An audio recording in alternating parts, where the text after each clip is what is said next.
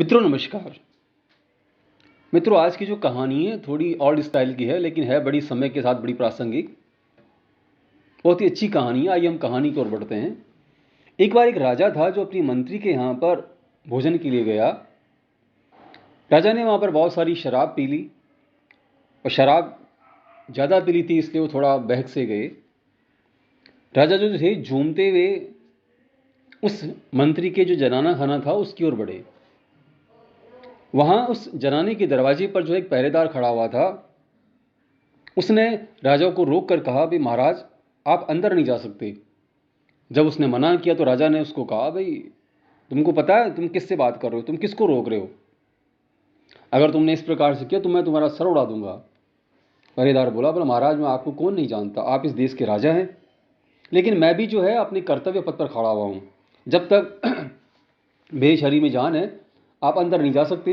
हालांकि मैं आप पर हाथ नहीं उठा सकता, लेकिन मैं जब तक जिंदा हूं आप अंदर नहीं जा सकते, और मुझे मार करके मेरी लाश पर पैर रख करके आप अंदर जा सकते हैं। लेकिन मैं एक बात आपसे कहना चाहूँगा कि अगर आप अंदर जाते हैं तो मेरे मालिक की जो इज्जत है उसके साथ आप खिलवाड़ करेंगे। अगर आप अंदर गए तो अंदर जो रानियां हैं अगर वो हथियार उठा लेती हैं अपनी इज्जत की रक्षा के लिए, और अगर आपको जान गंवानी पड़ जाए तो फिर मैं उसके लिए कुछ नहीं कर पाऊंगा। अचानक ये बात सुनकर राजा का नशा दूर हो गया और वो चुपचाप वापस लौट गया।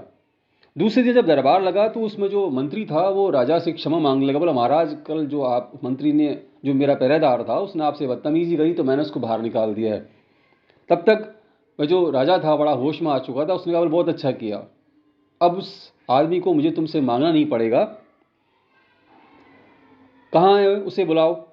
उसके बाद उसको बुलाया गया और उस राजा ने कहा कि मैं अपने जो अंगरक्षक हैं सेना में उसको प्रधान सेनापति बनाता हूँ, क्योंकि इस जैसा वफादार सेवक है बहुत मुश्किल से मिला करता है। मित्रों कहानी हमको सबक देती है कि हमें जो भी अपना काम हो अपने मालिक के प्रति हमेशा वफादार रहना चाहिए। ये नहीं सोचना चाहिए कि उसका प्रतिफल क्या मिलेगा। निश्चित रूप से अगर आपका उद्देश्य अच्छा है तो आपका प्रतिफल भी अच्छा ही होगा।